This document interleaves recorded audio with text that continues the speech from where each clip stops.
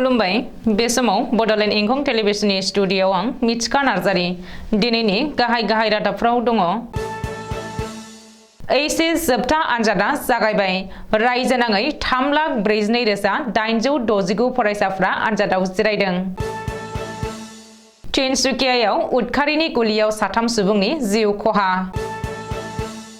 क'क्राझारनिफ्राय भुटान फोनांजाबनाय रेल लामानि खामानिखौ थाबैनो मावसिगोन। पीयूष हाजरिकाया गसाइगावआव दैनि जेंनाखौ सुलाद लाफैदों। बाक्सानि सालबारि थानायाव गोदानै लुफुंनाय भिडिपिनि नब्लां एबा बेरेक बेखेवदों। दानिया फैदिनि आबुं रादाबाव।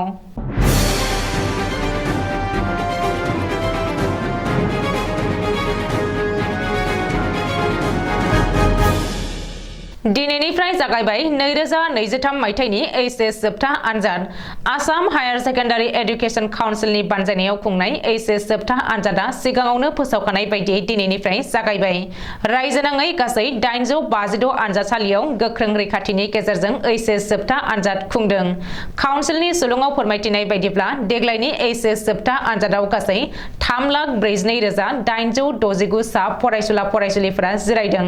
बेनिनो 2,72,529 सा फरायसाफोरा आरिमु आयदानि, सा 47,485 फरायसाफोरा साइन्स एबा बिगियान आयदानि आरो सा 1,948 फरायसाफोरा कमार्स एबा फालांगि आयदानि।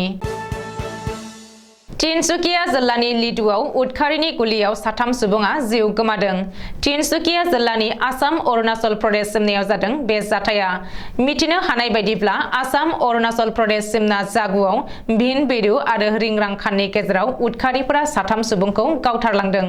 बबेखानि बे जाथायनि बागै पुलिस बिफाननिफ्राय रोखायै खेंफेरथि होनाय जायाखैब्लाबो बे जाथायाव आलफा उदाङा लोब्बा थानो हागौ होननानै सन्देह खालामनाय जादों। मख'नो गोनांदि बावैसो सान सिगां लिडुनि टिपक हाजोआव जानाय पुलिस इनकाउन्टाराव आलफानि गोजौ थाखोनि दैदेनगिरि उदय असमा जिउ गोमादोंमोन आरो बे जाथायजों लोब्बा लानानैनो आलफाया बै 3 सुबुंखौ जोबथा साजा होदों आरो गावथारलांदों होननानै सन्देह खालामदों। गुबुन फारसे जागुनायाव जानाय बे जाथायनि सायाव दासिमबो मोनसेबो आफादा बिबान रुजुनाखै। क'क्राझारनिफ्राय भुटान फोनांजाबनाय रेल लामानि खामानिखौ थाबैनो जागायसिगोन। आलिपुरदुवार डिभिजनेल रेलवे मेनेजार दिलीप कुमार सिंहआ दिनै खौरांगिरिनि सिगाङाव बे बाथ्राखौ बुंदों। मख'नो गोनांदि क'क्राझारनिफ्राय दादगारि भुटानसिम रेल लामा फोनांजाबनाय प्रजेक्टखौ लोब्बा लानानै आलिपुरदुवार डिभिजनेल रेलवे मेनेजार दिलीप कुमार सिंहनि दैदेननायाव आलिपुरदुवार डिभिजननि गोजौ थाखोनि मावख'गिरिफ्रा दिनै जोबथा सार्भे खालामफैदों। जायगायाव फैनानै सार्भे खालामफैदों रेलवे बिफाननि मावख'गिरिफ्रा। दिलीप कुमार सिंहआ खौरांगिरिनि सिगाङाव फोरमायथिनाय बायदिब्ला सार्भेनि खामानिया थांनाय दानथामनि सिगांनिफ्रायनो सोलिदों आरो दिनै बे सार्भेखौ फोजोबनो फैदों।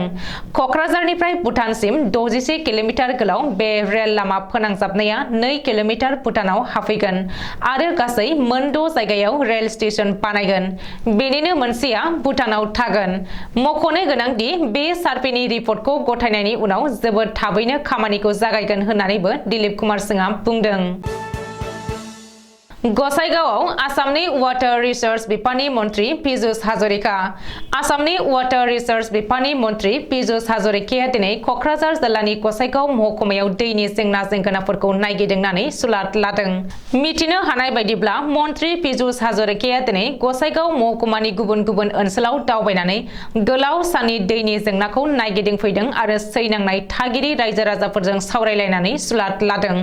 बे समाव पीयूष हाजरिकाखौ मदद खालामदों बिटिआरनि गाहाय प्रमद बर', गसाइगावनि एमएलए जिरन बसुमतारी, बिटिसिनि इएम उकिल मुसाहारि बिथांमोना।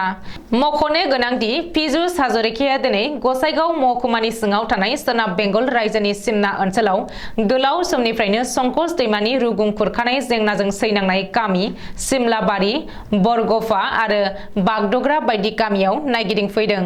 बबेखानि पीयूष हाजरिकाया खहा जानाय ओनसोलखौ नायगिदिंफैनानै थाबैनो बे जेंनाखौ सुस्रांनानै होनो थाखाय खोथा होलांदों होननानै मिथिनो हादों। बाक्सा जिल्लानि सालबारि महकुमायाव थानाय पुलिस थानायाव गोदानै लुफुंनाय बीडीपी नब्लां एबा बेरेक बेखेवनाय जादों। बाक्सा जिल्लानि एसपी राजेन सिंह आरो एसडीओ सालबारि महकुमा बेंगिरि लक्ष्यज्योति दास, सालबारि महकुमानि बारग' एसडीपीओ समिरन बैसो, सालबारि पुलिस थानानि दैदेननायाव अनुपम निर्माण प्राइभेट लिमिटेडनि हेफाजाबजों लुफुंनाय बीडीपीनि कम्युनिटि हलखौ गोजा फिथा हास'नानै हाबाफारि बायदियै बेखेवजेनो बाक्सा जिल्लानि एसपी राजेन सिंहआ। बेनि उनावनो पुलिस खुंथायजों लोगोसे 300निबो बांसिन गामि रैखाथि हान्जानि नुजाथिनायाव मोनसे सावरायमेलनि हाबाफारि लानाय जादों। बे मेलाव उन्दै बैसोआवनो जुलि खालामनायनि सायाव गोबाङानो बिबुंथि लाखियो। मेलाव बाहागो लानानै बाक्सा जिल्लानि एसपी राजेन सिंहआ उन्दै बैसोआवनो जुलि खालामनायनि हेंथायै फोरमायदों दि बाक्सा जिल्लायाव गासै 153 केस रेजिस्टार खालामबाय आरो बेनि उनाव दायो एरेस्ट खालामनानै जेलाव हरनायजों लोगोसे गासै 177 दायनिगिरिखौ हमबाय होननानै मिथिहोयो आरो दासिमबो दायनिगिरिखौ हमनो गोबाङैनो दङ। पुलिसआ नायबिजिरनायखौ खालामलांबाय थागोन होननानै बुंथिनानै मिथिहोयो आरो बाक्सा जिल्लानि एसपी राजेन सिंहआ खौरांनि गेजेरजों फोरमायदों दि जोबोद मोजांनि सान, सालबारि महकुमायाव बीडीपीनि कम्युनिटि हल गैयामोन। गोबाव समनि गेजेराव दा बीडीपीनि न'खौ मोननो हाबाय। गामि रैखाथि हान्जाजों लोगोसे पुलिसजों माखासे सावरायमेल जानायनि सुबिदा बायदियै जयै सावरायज्लायनो हासिगोन होननानै फोरमायनानै होयो बाक्सा जिल्लानि एसपी राजेन सिंहआ।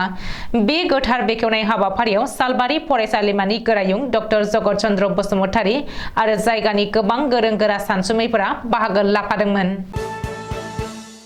दिनैनि रादाबा एसेनोसै। गोजोन्थों।